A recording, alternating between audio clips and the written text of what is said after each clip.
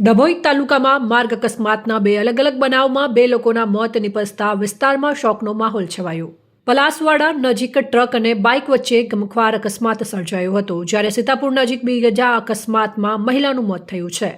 મળતી માહિતી મુજબ ડભોઈના પલાસવાડા ગામના રહેવાસી 42 વર્ષીય ખેડૂત વિરલ મહેન્દ્રભાઈ પટેલ બાઇક પર વડોદરા તરફ જઈ રહ્યા હતા, ત્યારે પૂરપાટ ઝડપે આવી રહેલી ટ્રકે તેમને બાઇકને ટક્કર મારી હતી. ગંભીર રીતે ઇજાગ્રસ્ત વિરલભાઈને સારવાર માટે સયાજી હોસ્પિટલ ખાતે ખસેડવામાં આવ્યા હતા, જ્યાં તેમને મૃત જાહેર કરવામાં આવ્યા.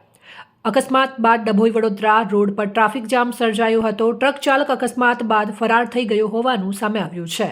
પોલીસે તેને ઝડપી પાડવા કાર્યવાહી શરૂ કરી છે. બીજા બનાવમાં ડભોઈ તિલકવાડા રોડ પર સીતાપુર ગામ નજીક ટ્રક અચાનક વાળતા બાઇકને અડફેટે લેતા બાઇક પર સવાર મહિલાનું મોત થયું હતું. બંને બનાવમાં ડભોઈ પોલીસે ગુનો નોંધી વધુ તપાસ હાથ ધરી છે. Report Pravin Vasava, Pradeep Tantral, news Vadodara.